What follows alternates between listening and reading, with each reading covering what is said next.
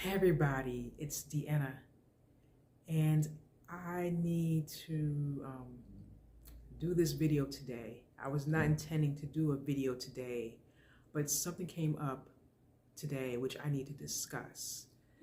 And it's not going to be as light a video as I tend to do, even though I do talk about more serious topics as well. But this is a tough one. Something happened to me today which made me realize that I need to ask for help more. Yeah. I grew up with dealing with folks who treated asking for help as a burden, as something that if I do this for you, you better do this for me, that mentality. And I've developed a steely attitude, a steely front where I decided, well, you know what? I'll do it myself. Don't have to rely on anybody else except for me. And I know it'll be done correctly. And people have taken advantage of that. People assume, oh, Deanna will do it. She's good at that stuff, or she knows how to do it, or, oh, don't worry about it if you don't know it. Deanna will do it. Or people will feign incompetence and leave me fixing the mistakes. Or if I ask for help, they think I owe them a favor in return. So I tended to develop the mentality of I'll do it myself. It'll get done correctly if I do it myself. I don't have to burden other people if I do it myself. I don't have to rely on other people if I do it myself. So I was at the grocery store. And I always do this where I intend to only get a couple of things, but I end up leaving with more than I can physically carry. And it was bad enough that I was dealing with the self-checkout. I know people are like, well, I don't work here. Why do I need to bag my groceries? But I don't want to chit-chat with people, and I like the way I bag my groceries because sometimes they'll try to put everything in one bag. And I have to tell them, I need everything evenly distributed so I can carry it easily. Oh, Lord, have mercy. But I digress. And the attendant at the self-checkout had to come probably about 5 times to like keep clearing stuff from my register. So it defeated the purpose of self-checkout. Anyway, I exited. I managed to get to the bus stop fine. And about 5 minutes or so, the bus comes. And because I had a bunch of stuff, I didn't want to use the front door. And this is a free bus, so I don't need to go through the front door and pay. I didn't want to go through the front door, so I went through the back door. And I stepped with my bags, but I slipped and I fell backwards. And I landed back on the sidewalk. I was lying on the sidewalk. My right foot was in the doorway of the back door. And I was splayed in this weird position. And I was shocked and stunned for a moment. But in all that, this young woman, maybe in her early to mid-20s, she said, ma'am, are you okay? Do you need help? Are you okay? And I said something that I didn't think would come out of my mouth when she said, are you okay? I said, no, I'm not. I'm not. And she held me. She helped me get upright, and she helped me get my bags on the bus. And I could not thank her enough. She didn't have to do any of that. And she said, oh, don't worry about it. You know, I've been there. Yeah. I wasn't hurt. It was more my ego was bruised. And my head wrap got shifted to the side a little. And I was a little stunned from the incident, but physically I'm okay. But then I'm at that age where the aches and pains come after the fact. But so far I'm okay. And I wanted to thank her one more time when she was getting off the bus, but she walked toward the front really fast, so I couldn't. But I did thank her in the moment, and I was really appreciative of that. And like I said, she didn't have to do anything. She could have walked over me and ignored me.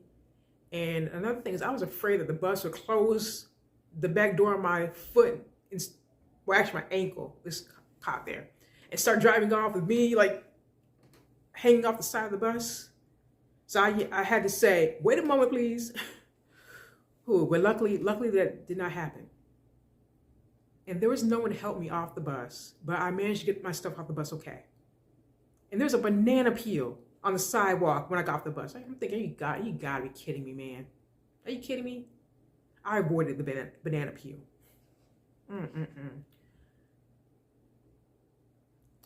Like I said in my stories from the stage rejection pitch, my life is a sitcom. And if I had fallen on that daggone banana peel on the sidewalk, it would have been like, But when I got to my apartment, I said, I'm not going to try to carry all this stuff upstairs. So I left the heavier bags outside. I took the smaller bags upstairs to my apartment, went back outside, got the larger bags, and then brought them upstairs as well.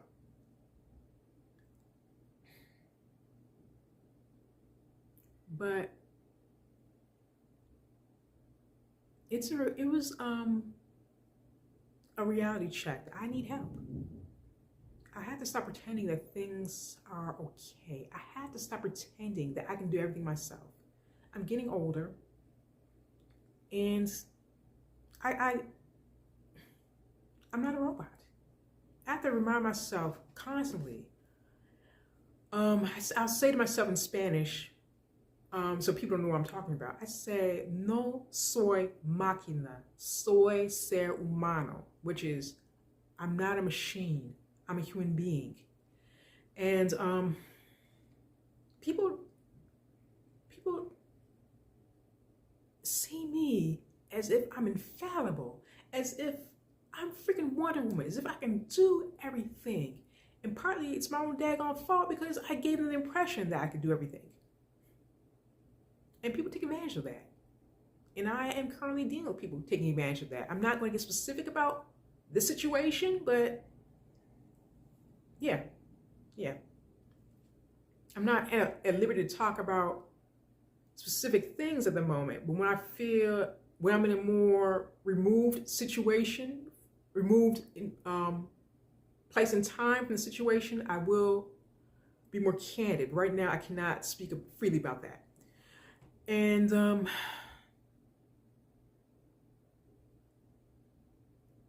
I almost cried on that bus.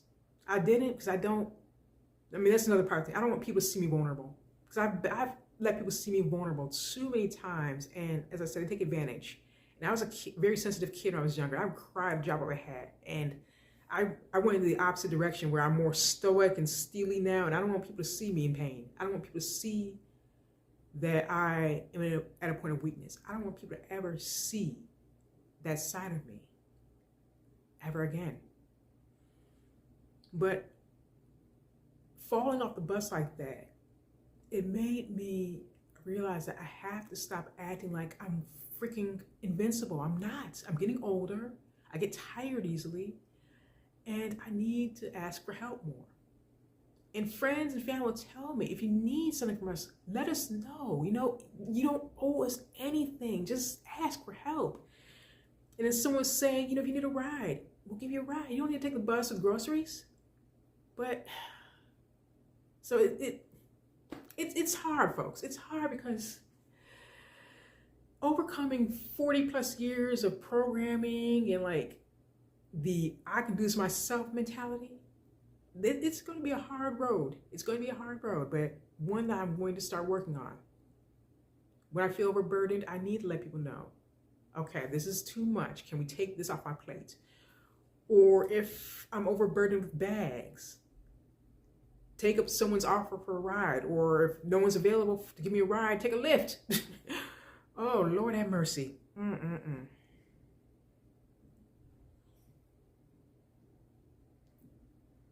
Oh, Lord have mercy.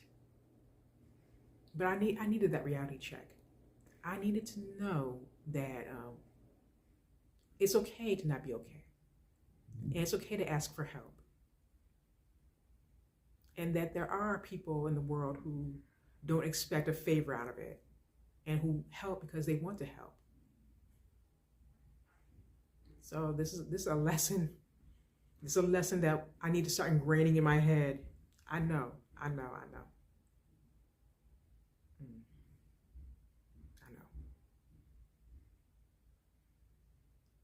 If you've liked this video and you want to hear more from me, please like, comment, share, and subscribe.